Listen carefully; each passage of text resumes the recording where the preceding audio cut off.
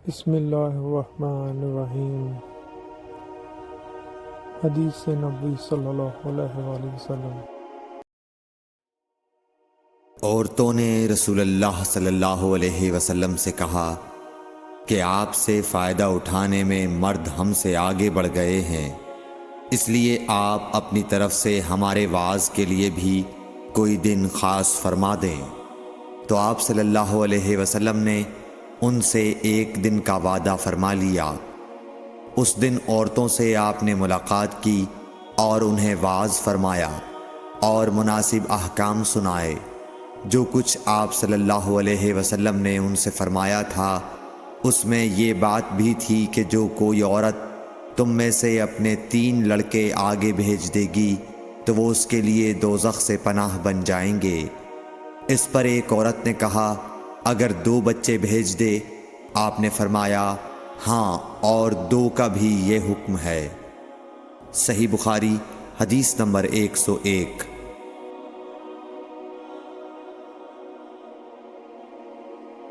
حضور اکرم صلی اللہ علیہ وآلہ وسلم نے فرمایا کہ ایسے 3 بچے جو ابھی بلوغت کو نہ پہنچے ہوں۔ صحیح بخاری حدیث نمبر 102۔ نبی کریم صلی اللہ علیہ وسلم نے فرمایا کہ جس سے حساب لیا گیا اسے عذاب کیا جائے گا۔ حضرت عائشہ رضی اللہ تعالی عنہا فرماتی ہیں کہ یہ سن کر میں نے کہا کہ کیا اللہ نے یہ نہیں فرمایا کہ ان قریب اس سے آسان حساب لیا جائے گا؟ رسول اللہ صلی اللہ علیہ وسلم نے فرمایا کہ یہ صرف اللہ کے دربار میں پیشی کا ذکر ہے، لیکن جس کے حساب میں جانچ پڑتال کی گئی سمجھو وہ غارت ہو گیا۔ صحیح بخاری حدیث نمبر 103۔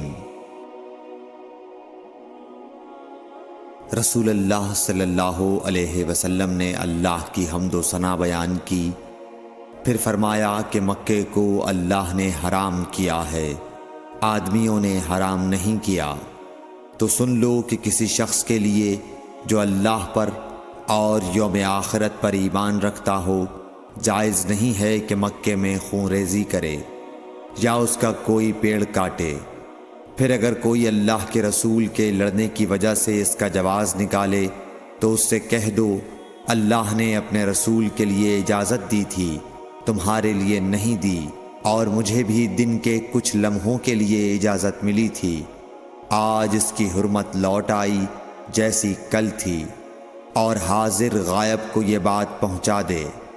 صحیح بخاری حدیث نمبر 104۔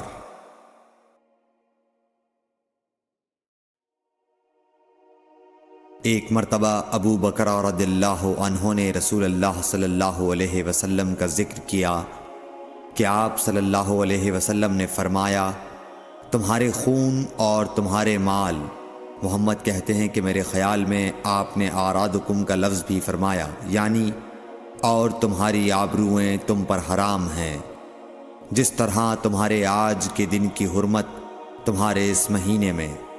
سن لو یہ خبر حاضر غائب کو پہنچا دے۔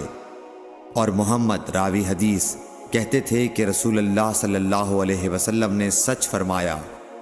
پھر دوبارہ فرمایا کہ کیا میں نے اللہ کا یہ حکم تمہیں نہیں پہنچا دیا؟ صحیح بخاری حدیث نمبر 105۔ رسول اللہ صلی اللہ علیہ وسلم نے فرمایا کہ مجھ پر جھوٹ مت بولو، کیونکہ جو مجھ پر جھوٹ باندھے وہ دوزخ میں داخل ہو۔ صحیح بخاری حدیث نمبر 106۔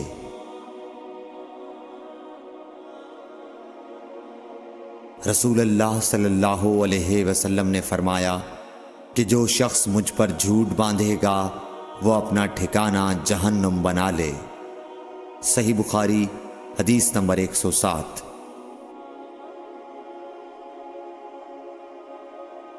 نبی اکرم صلی اللہ علیہ وسلم نے فرمایا کہ جو شخص مجھ پر جان بوجھ کر جھوٹ باندھے تو وہ اپنا ٹھکانہ جہنم میں بنا لے۔ صحیح بخاری حدیث نمبر 108۔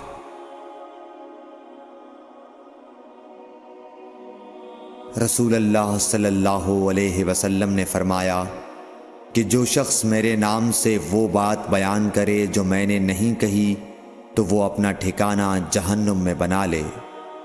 صحیح بخاری حدیث نمبر 109۔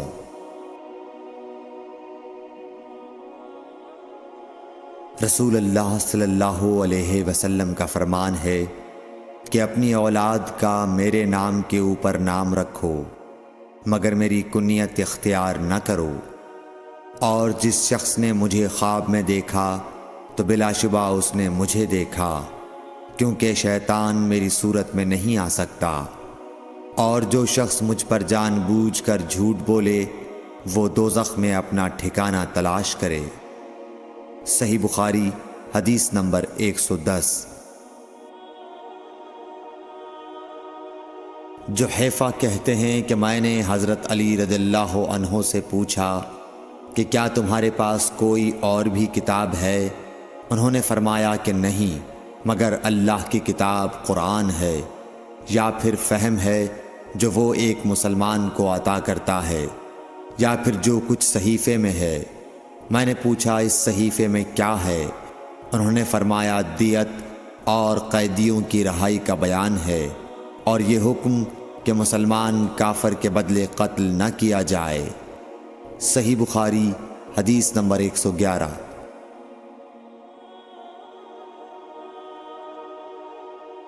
قبیلہ خزاعہ کے کسی شخص نے بنو لیس کے کسی آدمی کو اپنے مقتول کے بدلے میں مار دیا تھا۔ یہ فتح مکہ والے سال کی بات ہے۔ رسول اللہ صلی اللہ علیہ وسلم کو یہ خبر دی گئی۔ آپ نے اپنی اونٹنی پر سوار ہو کر خطبہ پڑھا اور فرمایا کہ اللہ نے مکے سے قتل یا ہاتھی کو روک لیا۔ امام بخاری رحمۃ اللہ علیہ فرماتے ہیں اس لفظ کو شک کے ساتھ سمجھو۔ ایسا ہی ابو نعیم وغیرہ نے القتل اور الفیل کہا ہے، ان کے علاوہ دوسرے لوگ الفیل کہتے ہیں۔ پھر رسول اللہ صلی اللہ علیہ وسلم نے فرمایا کہ اللہ نے ان پر اپنے رسول اور مسلمانوں کو غالب کر دیا، اور سمجھ لو کہ وہ مکہ کسی کے لیے حلال نہیں ہوا، نہ مجھ سے پہلے اور نہ آئندہ کبھی ہوگا، اور میرے لیے بھی صرف دن کے تھوڑے سے حصے کے لیے حلال کر دیا گیا تھا۔ سن لو کہ وہ اس وقت حرام ہے، نہ اس کا کوئی کانٹا توڑا جائے نہ اس کے درخت کاٹے جائیں، اور اس کی گری پڑی چیزیں بھی وہی اٹھائے جس کا منشا یہ ہو کہ وہ اس شے کا تعارف کرا دے گا۔ تو اگر کوئی شخص مارا جائے تو اس کے عزیزوں کو اختیار ہے دو باتوں کا، یا دیت لیں یا بدلہ۔ اتنے میں ایک یمنی آدمی ابو شاہ نامی آیا اور کہنے لگا یہ مسائل میرے لیے لکھوا دیجئے۔ تب آپ نے فرمایا کہ ابو فلاں کے لیے یہ مسائل لکھ دو۔ تو ایک قریشی شخص نے کہا یا رسول اللہ مگر اذخر، یعنی اذخر کاٹنے کی اجازت دے دیجئے، کیونکہ اسے ہم گھروں کی چھتوں پر ڈالتے ہیں یا مٹی ملا کر اور اپنی قبروں میں بھی ڈالتے ہیں۔ یہ سن کر رسول اللہ صلی اللہ علیہ وسلم نے فرمایا کہ ہاں مگر اذخر۔ صحیح بخاری حدیث نمبر 112۔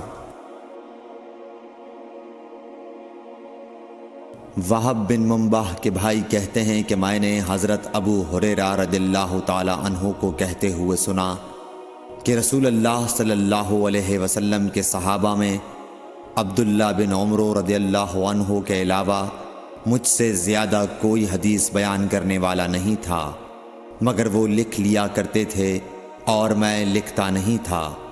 صحیح بخاری حدیث نمبر 113۔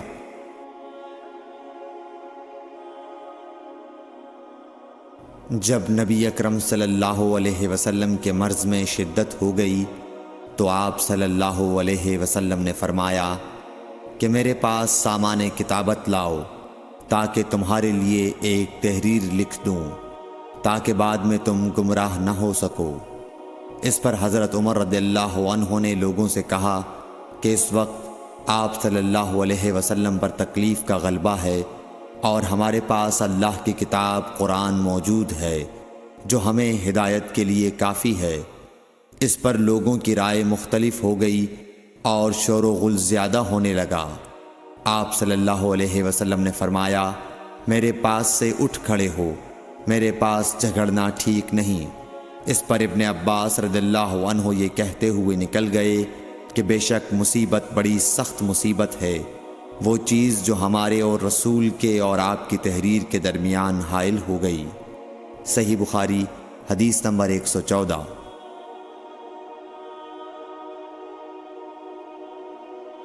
ایک رات نبی کریم صلی اللہ علیہ وسلم نے بیدار ہوتے ہی فرمایا کہ سبحان اللہ، آج کی رات کس قدر فتنے اتارے گئے ہیں اور کتنے ہی خزانے کھولے گئے ہیں۔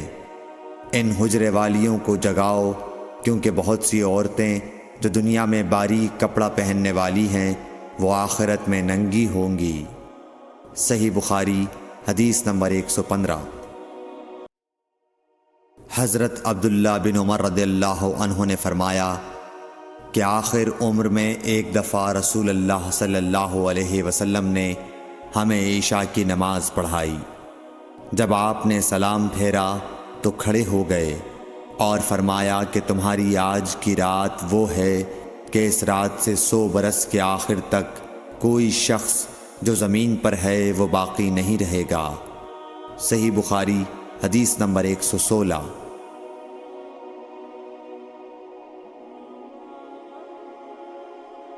حضرت عبداللہ بن عباس رضی اللہ تعالی عنہ فرماتے ہیں کہ ایک رات میں اپنی خالہ میمونہ بنت حارث زوجہ نبی کریم صلی اللہ علیہ وسلم کے پاس گزاری، اور نبی کریم صلی اللہ علیہ وسلم اس دن ان کی رات میں انہی کے گھر تھے۔ آپ صلی اللہ علیہ وسلم نے عشاء کی نماز مسجد میں پڑھی، پھر گھر تشریف لائے اور 4 رکعت نماز نفل پڑھ کر آپ سو گئے۔ پھر اٹھے اور فرمایا کہ ابھی تک یہ لڑکا سو رہا ہے یا اسی جیسا لفظ فرمایا۔ پھر آپ نماز پڑھنے کھڑے ہو گئے اور میں بھی وضو کر کے آپ کی بائیں جانب کھڑا ہو گیا، تو آپ صلی اللہ علیہ وسلم نے مجھے دائیں جانب کھڑا کر لیا۔ تب آپ نے 5 رکعت پڑھیں، پھر 2 پڑھیں، پھر آپ سو گئے، یہاں تک کہ میں نے آپ کے خراٹے کی آواز سنی۔ پھر آپ کھڑے ہو کر نماز کے لیے باہر تشریف لے آئے۔ صحیح بخاری حدیث نمبر 117۔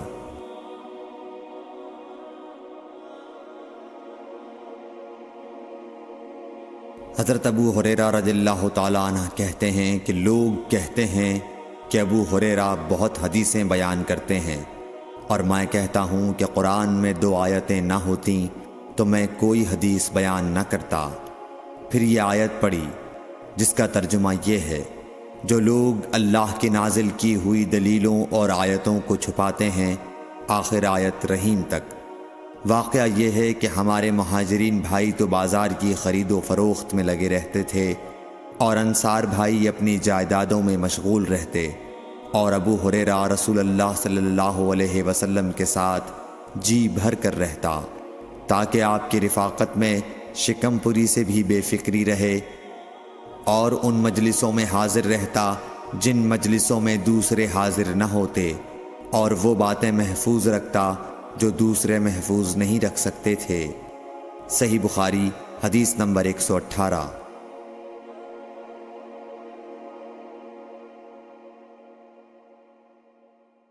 ابو ہریرہ رضی اللہ عنہ کہتے ہیں کہ میں نے عرض کیا، یا رسول اللہ، میں آپ سے بہت سی باتیں سنتا ہوں مگر بھول جاتا ہوں۔ آپ صلی اللہ علیہ وسلم نے فرمایا، اپنی چادر پھیلاؤ۔ میں نے اپنی چادر پھیلائی، آپ صلی اللہ علیہ وسلم نے اپنے دونوں ہاتھوں کی چلو بنائی اور میری چادر میں ڈال دی۔ فرمایا کہ چادر کو بدن پر لپیٹ لو۔ میں نے چادر کو اپنے بدن پر لپیٹ لیا، پھر اس کے بعد میں کوئی چیز نہیں بھولا۔ صحیح بخاری حدیث نمبر 119۔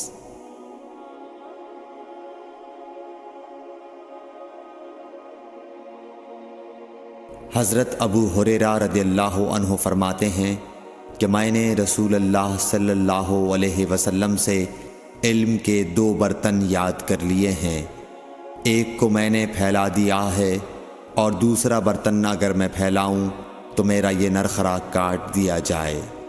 صحیح بخاری حدیث نمبر 120۔ نبی اکرم صلی اللہ علیہ وسلم نے حجۃ الوداع میں فرمایا کہ لوگوں کو بالکل خاموش کر دو تاکہ وہ خوب سن لیں۔ پھر فرمایا لوگوں میرے بعد پھر کافر مت بن جانا کہ ایک دوسرے کی گردن مارنے لگو۔ صحیح بخاری حدیث نمبر 121۔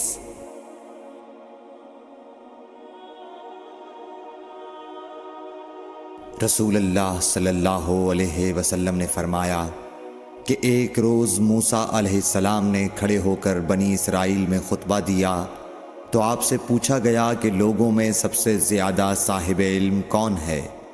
انہوں نے فرمایا کہ میں ہوں۔ اس وجہ سے اللہ کا غصہ ان پر ہوا کہ انہوں نے علم کو خدا کے حوالے کیوں نہ کر دیا۔ تب اللہ نے ان کی طرف وحی بھیجی کہ میرے بندوں میں سے ایک بندہ دریاؤں کے سنگم پر ہے جہاں فارس اور روم کے سمندر ملتے ہیں، وہ تجھ سے زیادہ عالم ہے۔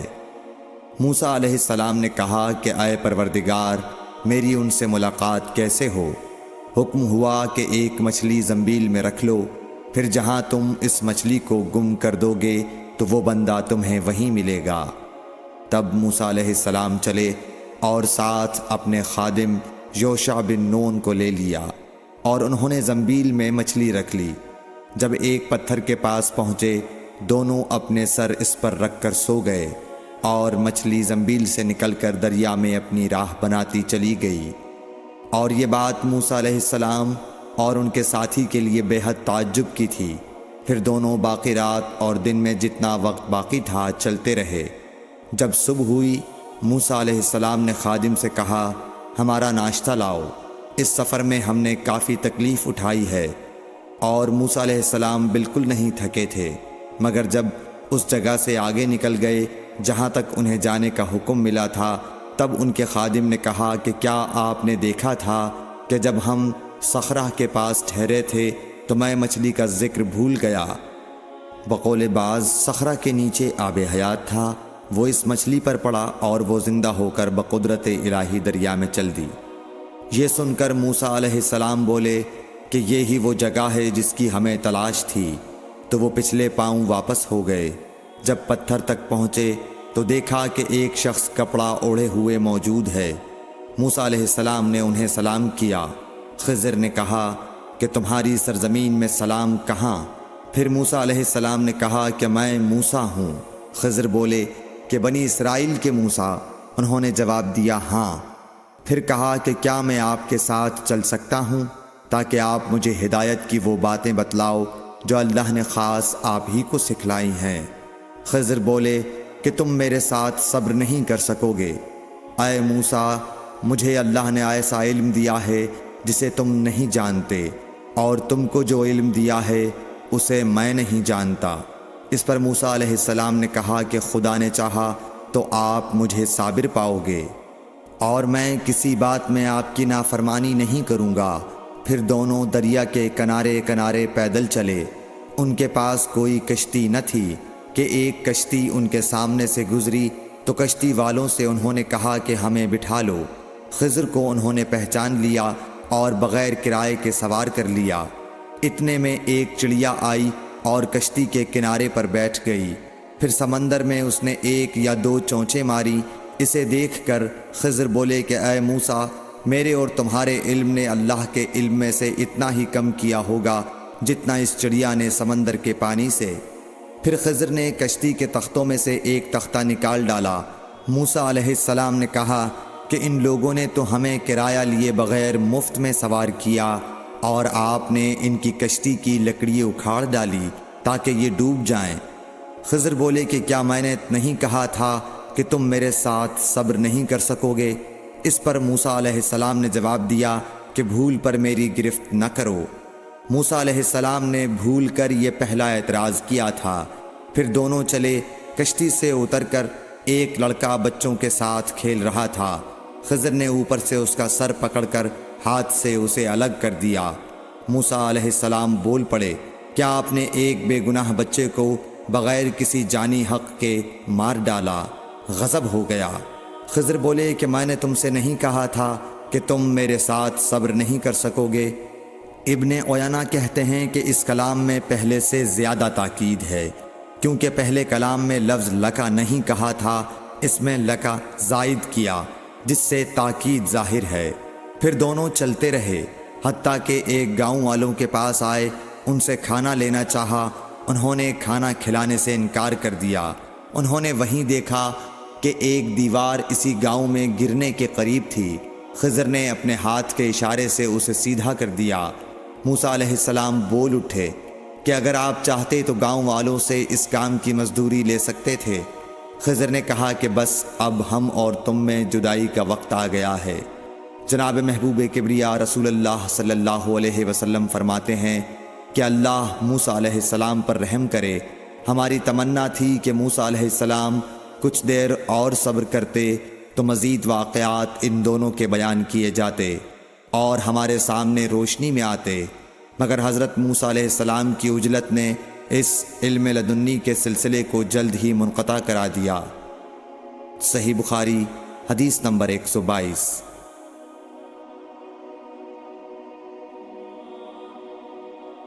ایک شخص رسول اللہ صلی اللہ علیہ وسلم کی خدمت اقدس میں حاضر ہوا اور اس نے عرض کیا، یا رسول اللہ، اللہ کی راہ میں لڑائی کی کیا صورت ہے؟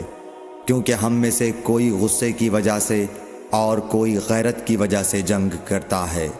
تو آپ صلی اللہ علیہ وسلم نے اس کی طرف سر اٹھایا، اور سر اس لیے اٹھایا کہ پوچھنے والا کھڑا ہوا تھا۔ پھر آپ صلی اللہ علیہ وسلم نے فرمایا، جو اللہ کے کلمے کو سر بلند کرنے کے لیے لڑے وہ اللہ کی راہ میں لڑتا ہے۔ صحیح بخاری حدیث نمبر 123۔ رسول اللہ صلی اللہ علیہ وآلہ وسلم سے رمی کے وقت پوچھا جا رہا تھا تو ایک شخص نے عرض کیا، یا رسول اللہ، میں نے رمی سے قبل قربانی کر لی۔ آپ صلی اللہ علیہ وسلم نے فرمایا، اب رمی کر لو، کچھ حرج نہیں ہوا۔ دوسرے نے کہا، یا رسول اللہ، میں نے قربانی سے پہلے سر مڈا لیا۔ آپ صلی اللہ علیہ وسلم نے فرمایا، اب قربانی کر لو، کچھ حرج نہیں۔ اس وقت جس چیز کے بارے میں جو آگے پیچھے ہو گئی تھی آپ سے پوچھا گیا، آپ صلی اللہ علیہ وسلم نے یہی جواب دیا، اب کر لو، کچھ حرج نہیں۔ صحیح بخاری حدیث نمبر 124۔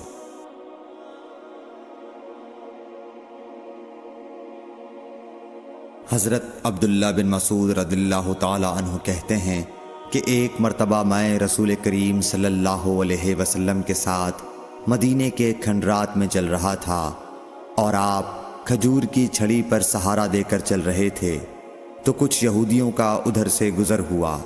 ان میں سے ایک نے دوسرے سے کہا کہ آپ سے روح کے بارے میں کچھ پوچھو۔ ان میں سے کسی نے کہا، مت پوچھو، ایسا نہ ہو کہ وہ کوئی ایسی بات کہہ دیں جو تمہیں ناگوار ہو۔ مگر ان میں سے بعض نے کہا کہ ہم ضرور پوچھیں گے۔ پھر ایک شخص نے کھڑے ہو کر کہا، اے ابو القاسم، روح کیا چیز ہے؟ آپ نے خاموشی اختیار فرمائی۔ میں نے دل میں کہا کہ آپ پر وحی آ رہی ہے، اس لیے میں کھڑا ہو گیا۔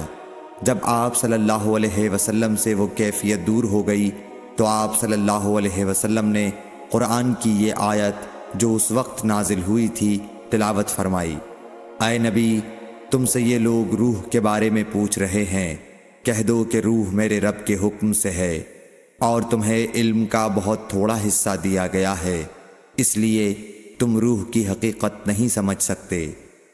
صحیح بخاری حدیث نمبر 125۔ رسول اللہ صلی اللہ علیہ وآلہ وسلم نے ارشاد فرمایا کہ اے عائشہ، اگر تیری قوم دور جاہلیت کے ساتھ قریب نہ ہوتی بلکہ پرانی ہو گئی ہوتی، ابن زبیر نے کہا یعنی زمانہ کفر کے ساتھ قریب نہ ہوتی، تو میں کعبے کو توڑ دیتا اور اس کے لیے 2 دروازے بنا دیتا، ایک دروازے سے لوگ داخل ہوتے اور دوسرے دروازے سے باہر نکلتے۔ صحیح بخاری حدیث نمبر 126۔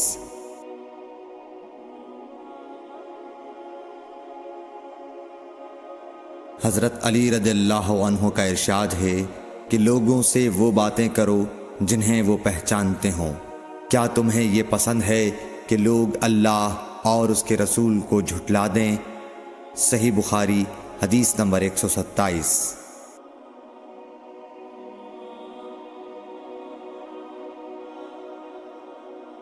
ایک مرتبہ حضرت معاذ بن جبل رسول اللہ صلی اللہ علیہ وسلم کے پیچھے سواری پر سوار تھے۔ آپ نے فرمایا، اے معاذ، میں نے عرض کیا حاضر ہوں یا رسول اللہ۔ آپ صلی اللہ علیہ وسلم نے دوبارہ فرمایا، اے معاذ، میں نے عرض کیا حاضر ہوں اے اللہ کے رسول۔ آپ صلی اللہ علیہ وسلم نے سے بارہ فرمایا، اے معاذ، میں نے عرض کیا حاضر ہوں اے اللہ کے رسول۔ 3 بار ایسا ہوا۔ اس کے بعد آپ صلی اللہ علیہ وسلم نے فرمایا کہ جو شخص سچے دل سے اس بات کی گواہی دے کہ اللہ کے سوا کوئی معبود نہیں ہے اور محمد صلی اللہ علیہ وسلم اللہ کے سچے رسول ہیں، اللہ تعالیٰ اس کو دوزخ کی آگ پر حرام کر دیتا ہے۔ میں نے کہا، یا رسول اللہ، کیا اس بات سے لوگوں کو باخبر نہ کر دوں تاکہ وہ خوش ہو جائیں؟ آپ صلی اللہ علیہ وسلم نے فرمایا، اگر تم یہ خبر سناؤ گے تو لوگ اس پر بھروسہ کر بیٹھیں گے اور عمل چھوڑ دیں گے۔ صحیح بخاری حدیث نمبر 128۔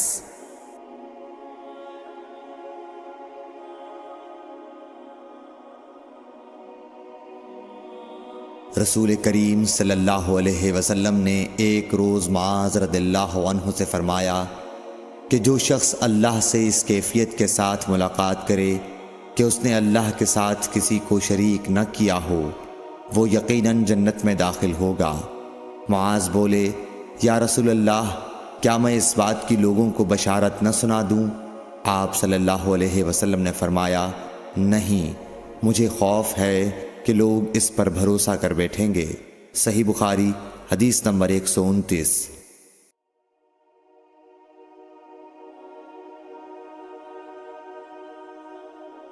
ام سلیم نامی ایک عورت رسول کریم صلی اللہ علیہ وسلم کی خدمت اقدس میں حاضر ہوئیں اور عرض کیا کہ یا رسول اللہ، اللہ تعالی حق بات بیان کرنے سے نہیں شرماتا، اس لیے میں پوچھتی ہوں کہ کیا احتلام سے عورت پر بھی غسل ضروری ہے؟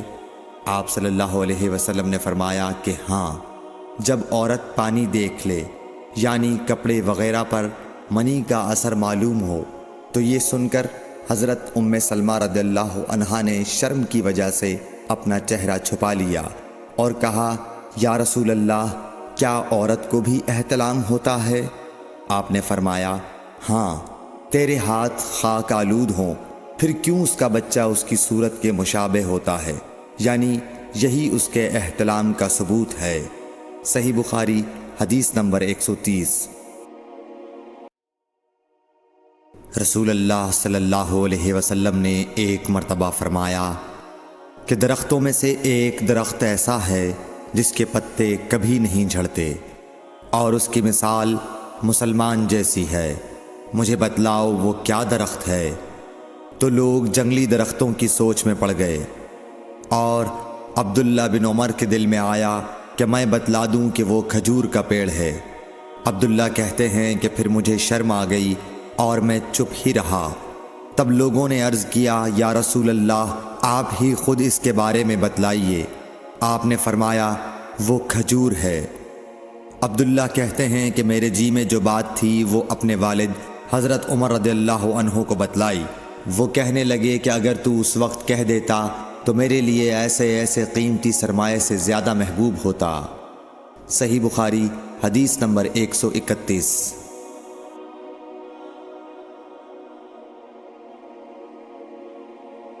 حضرت علی رضی اللہ تعالی عنہ سے روایت ہے کہ میں ایسا شخص تھا جسے جریان مزی کی شکایت تھی، تو میں نے اپنے شاگرد مقداد کو حکم دیا کہ وہ رسول اللہ صلی اللہ علیہ وسلم سے دریافت کریں، تو انہوں نے آپ صلی اللہ علیہ وسلم سے اس بارے میں پوچھا۔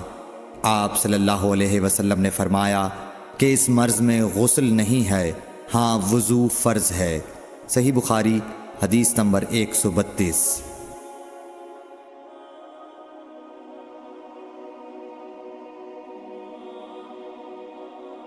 ایک آدمی نے مسجد میں کھڑے ہو کر عرض کیا، یا رسول اللہ، آپ ہمیں کس جگہ سے احرام باندھنے کا حکم دیتے ہیں؟ تو رسول اللہ صلی اللہ علیہ وسلم نے فرمایا، مدینے والے ذوالحلیفہ سے احرام باندھیں، اور اہل شام جحفہ سے، اور نجد والے قرن منازل سے۔ ابن عمر نے فرمایا کہ لوگوں کا خیال ہے کہ رسول اللہ صلی اللہ علیہ وسلم نے فرمایا کہ یمن والے یلملم سے احرام باندھیں، اور ابن عمر کہا کرتے تھے کہ مجھے یہ آخری جملہ رسول اللہ صلی اللہ علیہ وسلم سے یاد نہیں۔ صحیح بخاری حدیث نمبر 133۔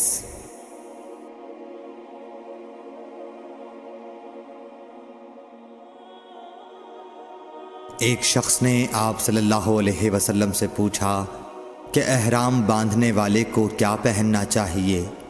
آپ صلی اللہ علیہ وسلم نے فرمایا کہ نہ قمیص پہنے، نہ صافہ باندھے، اور نہ پاجامہ، اور نہ کوئی سرپوش اوڑھے، اور نہ کوئی زعفران اور ورس سے رنگا ہوا کپڑا پہنے، اور اگر جوتے نہ ملیں تو موزے پہن لے، اور انہیں اس طرح کاٹ دے کہ ٹخنوں سے نیچے ہو جائیں۔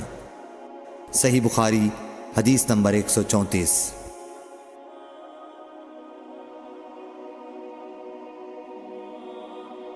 رسول اللہ صلی اللہ علیہ وسلم نے فرمایا کہ جو شخص حدث کرے اس کی نماز قبول نہیں ہوتی جب تک کہ وہ دوبارہ وضو نہ کر لے۔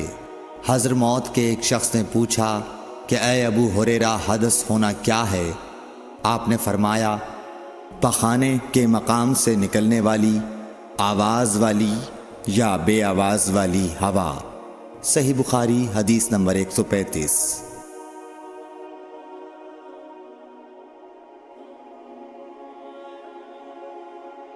رسول اللہ صلی اللہ علیہ وآلہ وسلم نے فرمایا کہ میری امت کے لوگ وضو کے نشانات کی وجہ سے قیامت کے دن سفید پیشانی اور سفید ہاتھ پاؤں والوں کی شکل میں بلائے جائیں گے، تو تم میں سے جو کوئی اپنی چمک بڑھانا چاہتا ہے تو وہ بڑھا لے، یعنی وضو اچھی طرح کر لے۔ صحیح بخاری حدیث نمبر 136۔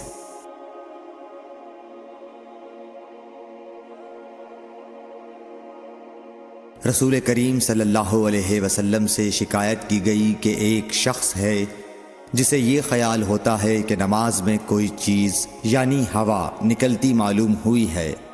آپ صلی اللہ علیہ وسلم نے فرمایا کہ نماز سے نہ پھرے یا نہ مڑے جب تک آواز نہ سنے یا بو نہ پائے۔ صحیح بخاری حدیث نمبر 137۔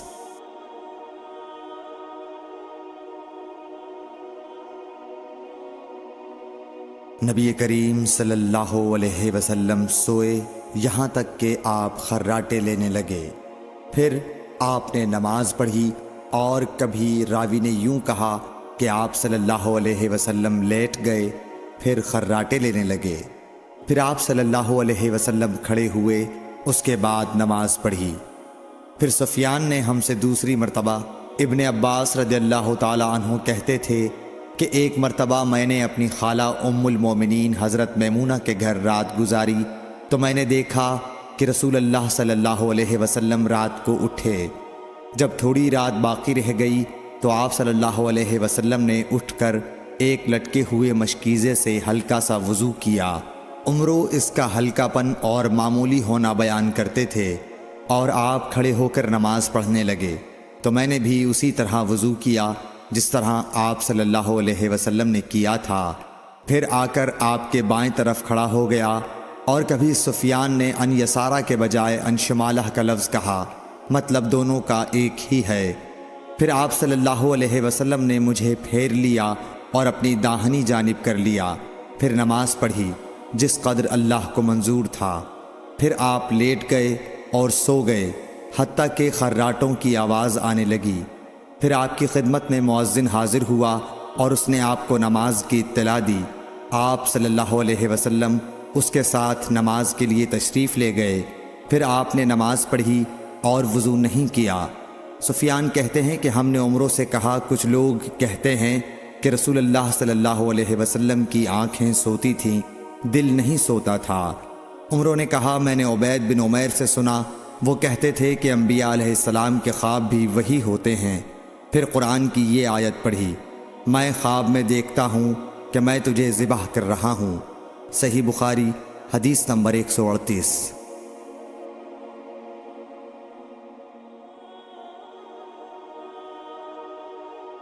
رسول اللہ صلی اللہ علیہ وسلم میدان عرفات سے واپس ہوئے۔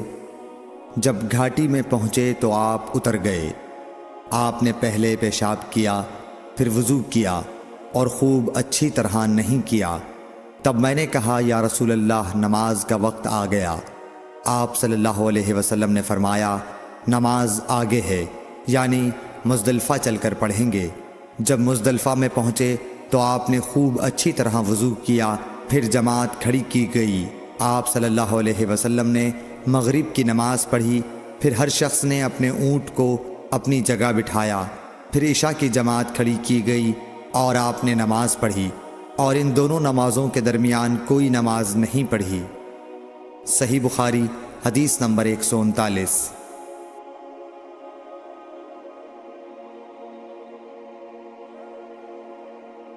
ابن عباس رضی اللہ تعالی عنہ نے وضو کیا تو اپنا چہرہ دھویا، اس طرح کہ پہلے پانی کے ایک چلو سے کلی کی اور ناک میں پانی دیا، پھر پانی کا ایک اور چلو لیا، پھر اس کو اس طرح کیا، یعنی دوسرے ہاتھ کو ملایا، پھر اس سے اپنا چہرہ دھویا، پھر پانی کا دوسرا چلو لیا اور اس سے اپنا داہنا ہاتھ دھویا، پھر پانی کا ایک اور چلو لے کر اس سے اپنا بایاں ہاتھ دھویا، اس کے بعد اپنے سر کا مسح کیا، پھر پانی کا چلو لے کر داہنے پاؤں پر ڈالا اور اسے دھویا، پھر دوسرے چلو سے اپنا پاؤں دھویا، یعنی بایاں پاؤں۔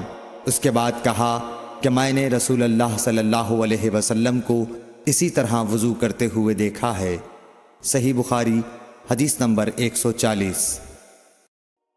نبی اکرم صلی اللہ علیہ وآلہ وسلم نے فرمایا جب تم میں سے کوئی اپنی بیوی سے جمع کرے تو کہے اللہ کے نام کے ساتھ شروع کرتا ہوں، اے اللہ ہمیں شیطان سے بچا اور شیطان کو اس چیز سے دور رکھ جو تو اس جمع کے نتیجے میں ہمیں عطا فرمائے۔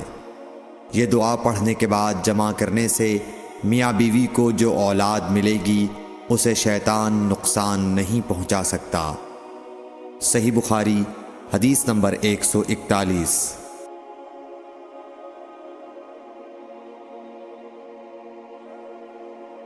رسول کریم صلی اللہ علیہ وسلم جب قضاء حاجت کے لیے بیت الخلاء میں داخل ہوتے تو یہ دعا پڑھتے، اے اللہ میں ناپاک جنوں اور ناپاک جنیوں سے تیری پناہ مانگتا ہوں۔ صحیح بخاری حدیث نمبر 142۔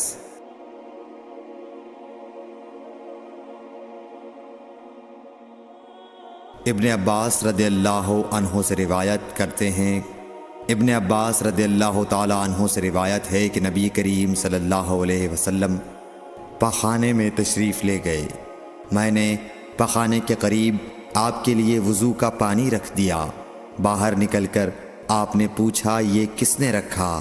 جب آپ کو بتلایا گیا تو آپ نے میرے لیے دعا کی اور فرمایا اے اللہ اس کو دین کی سمجھ عطا فرمائیو۔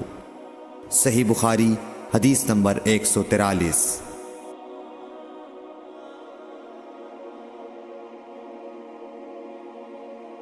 رسول اللہ صلی اللہ علیہ وسلم نے فرمایا کہ جب تم میں سے کوئی پخانے میں جائے تو قبلے کی طرف منہ کرے نہ اس کی طرف پشت کرے، بلکہ مشرق کی طرف منہ کر لو یا مغرب کی طرف۔ صحیح بخاری حدیث نمبر 144۔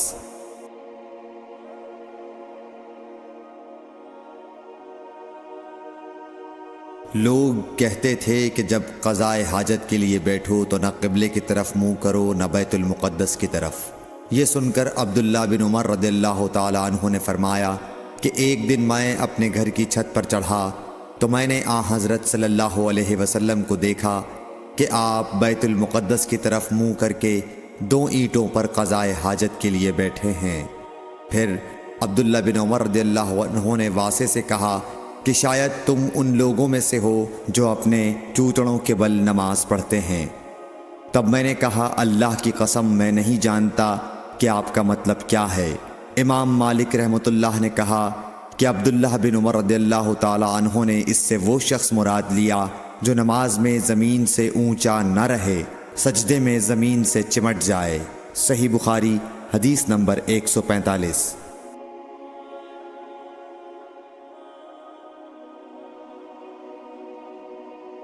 رسول اللہ صلی اللہ علیہ وسلم کی بیویاں رات میں مناسے کی طرف قضاء حاجت کے لیے جاتی، اور مناسے ایک کھلا میدان ہے، تو حضرت عمر رسول اللہ صلی اللہ علیہ وسلم سے کہا کرتے تھے کہ اپنی بیویوں کو پردہ کرائیے، مگر رسول اللہ صلی اللہ علیہ وسلم نے اس پر عمل نہیں کیا۔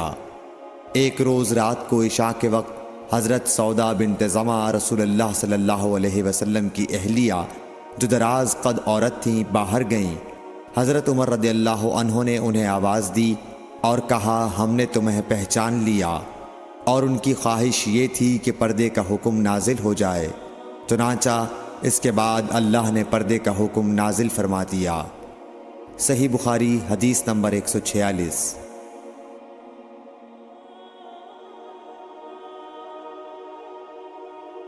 آپ صلی اللہ علیہ وسلم نے اپنی بیویوں سے فرمایا کہ تمہیں قضاء حاجت کے لیے باہر نکلنے کی اجازت ہے۔ صحیح بخاری حدیث نمبر 147۔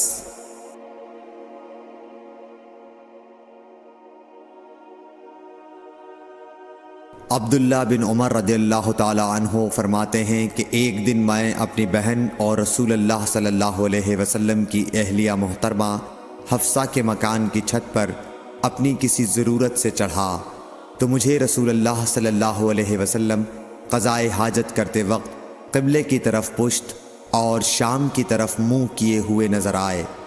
صحیح بخاری حدیث نمبر 148۔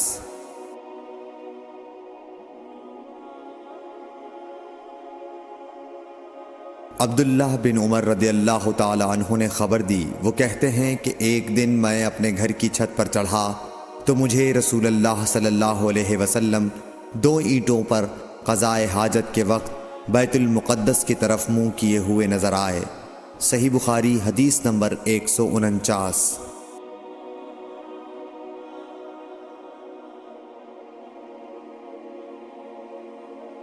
انس بن مالک رضی اللہ تعالی عنہ کہتے تھے کہ جب رسول اللہ صلی اللہ علیہ وسلم رفع حاجت کے لیے نکلتے تو میں اور ایک لڑکا اپنے ساتھ پانی کا برتن لے آتے تھے، مطلب یہ کہ اس پانی سے رسول اللہ صلی اللہ علیہ وسلم طہارت کیا کرتے تھے۔